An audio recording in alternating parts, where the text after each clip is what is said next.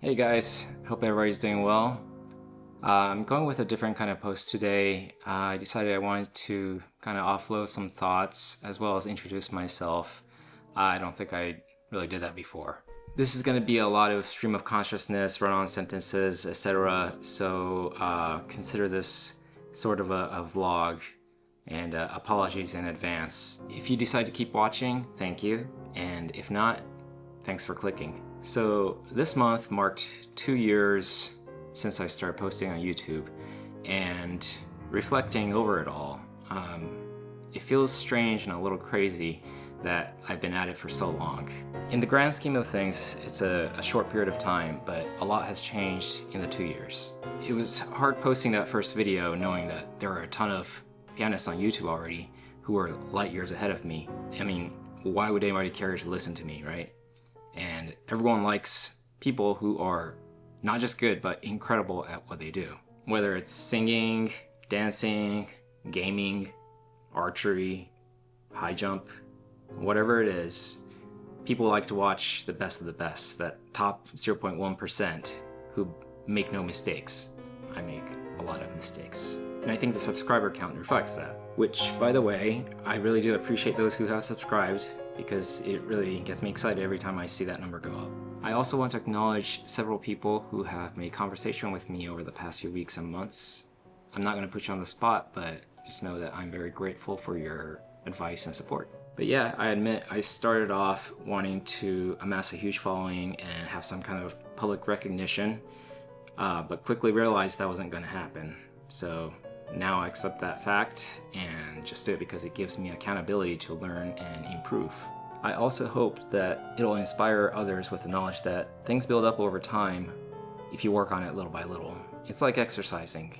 You think walking 10 minutes a day is not going to make any difference, but you do that over a year, it does build up, and that's a heck of a lot better than not doing it at all. And all the while, if I can inject some humor and make people laugh, that's great.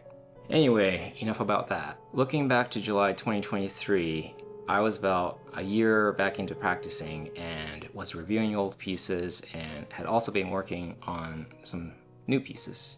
I was still obsessed with the 2021 Chopin competition, so I was determined to learn Chopin's Nocturne, Opus 48 No. 1. I had also been working on some of the easier etudes, Opus 25 No. 1 and No. 7. If I remember correctly, earlier that year, I was on a mission to go through all the etudes starting from No. 1, but I started on the first page and quit a few days later. But a few months later, I decided to try again, and glad I did because I feel pretty good about that piece now.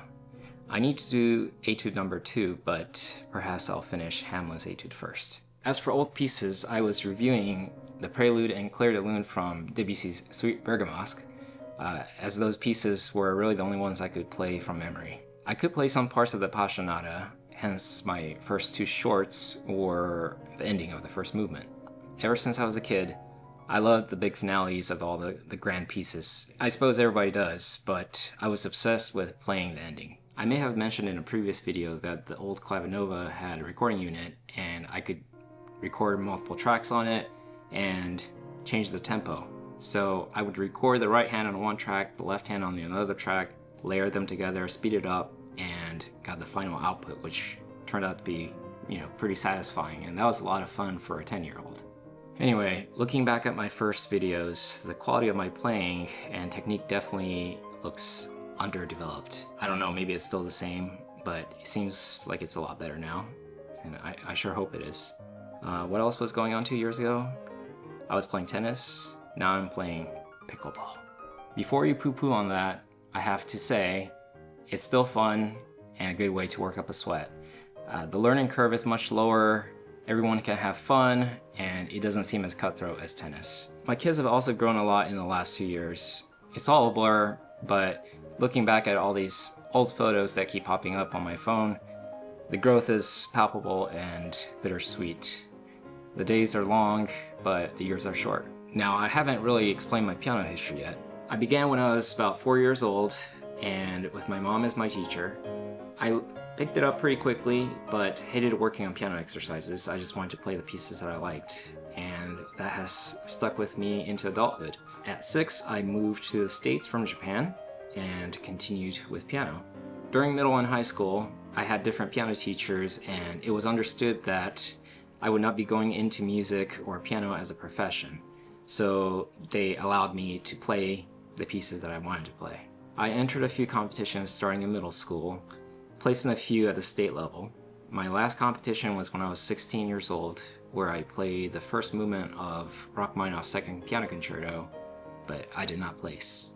I didn't have formal training after that since I moved back to Japan, but I continued to work on the pieces that I liked. I think I did Chopin's Etude Opus 10 No. 4, Liszt's La Campanella and Hungarian Rhapsody No. 12, and Mendelssohn's Piano Trio No. 1, first movement. The Hungarian Rhapsody was the last major piece I learned back then, and I played that at an end-of-year school concert. Once I started college, I pretty much stopped altogether, aside from a few weeks of practice here and there over the next 20 years. 2008, 2009, and 2014 had more practice than the other years, and I would bring my technique back up to the point that I could play scales evenly. That would open up practicing some old pieces up to a point, but I lost interest pretty quickly. And then come 2022, I started taking piano seriously again. Being older was definitely a contributing factor to keeping it consistent this time. In the previous years, I was still playing video games in my free time, and these days I really have no interest in that now, which is sad in its own right, but that did help me focus my appreciation to classical music and piano. And it was also much more enjoyable to play for myself this time around. Perhaps there was some musical maturity that came with it. So that's my piano history in a nutshell, and I plan to continue practicing and learning as long as my body lets me. Many thanks to anyone who is still watching, and I hope you have a great weekend. See you next time.